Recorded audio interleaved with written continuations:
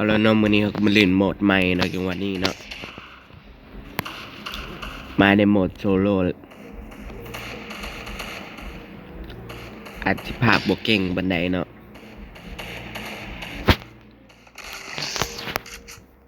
ยิงบ่ได้เนาะ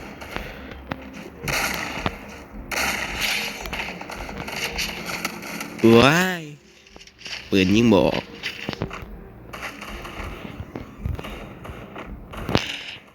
เดือย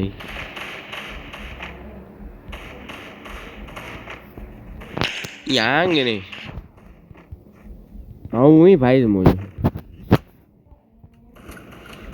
น้อย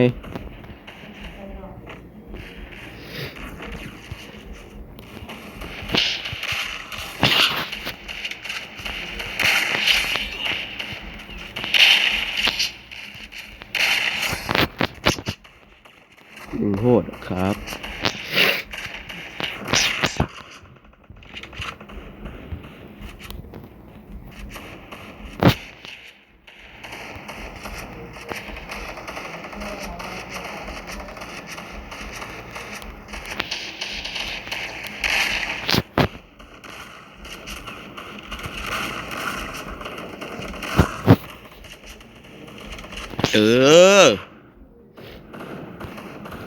ดิแม่ใช่เนาะวันนี้เนาะ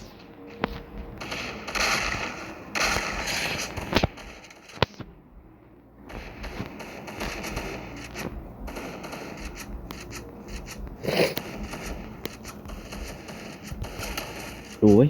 มันขึ้นมาตรงไหนวะ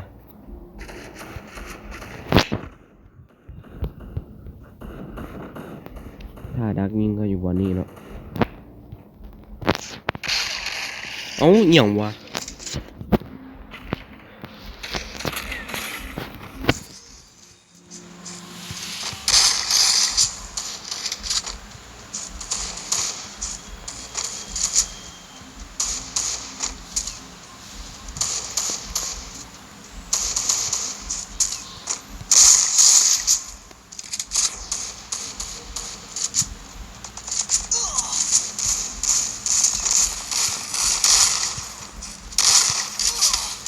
โอ้ยมันก็หลายทางโคตร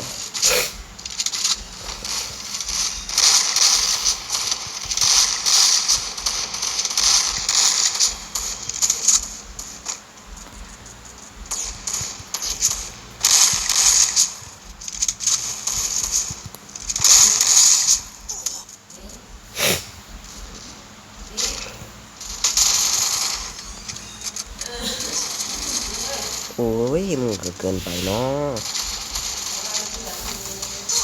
โอ้ยลงมากระตายโลดตายโลด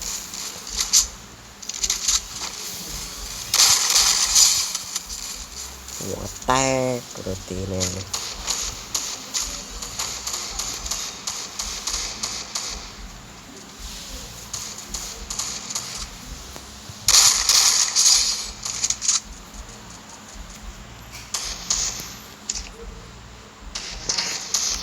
เออ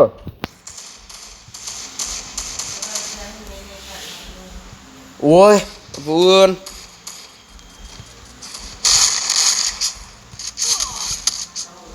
โอ้เข้าบ้านเกลือ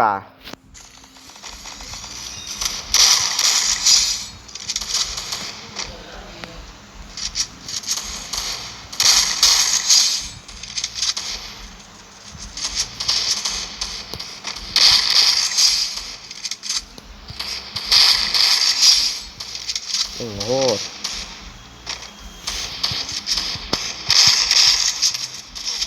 วายโทรศัพท์ขาดวายยังกระโปรงเลยนั่นนะ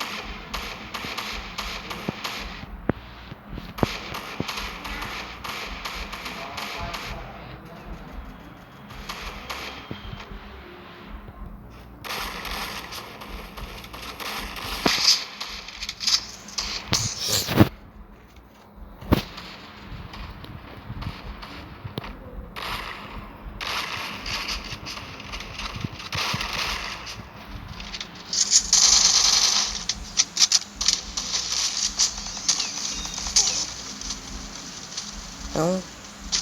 เกินไปบางทีก็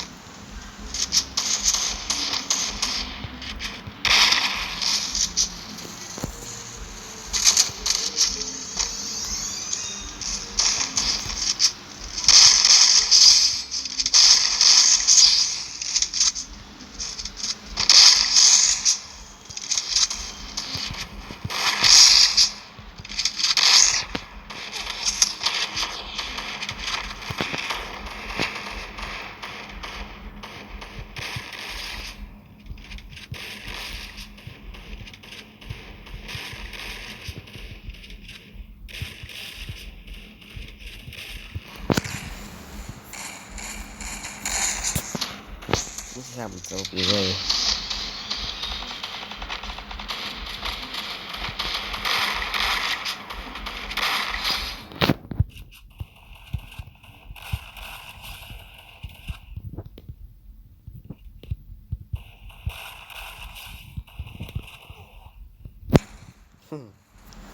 แตกปันหมาเลยกู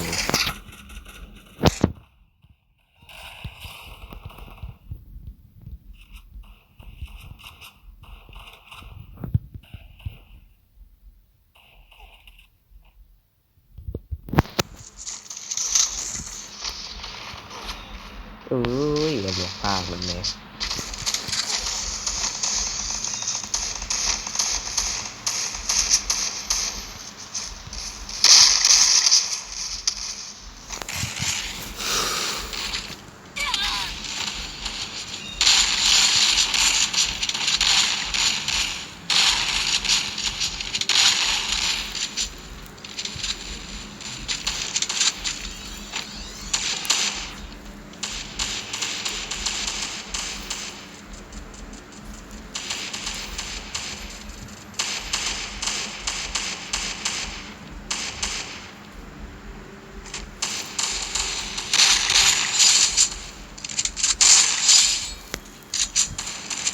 หัวแตกไปดิครับเอาแล้วเนาะคลิปนี้ก็สิเปิดพบซ้ำนี่เนาะ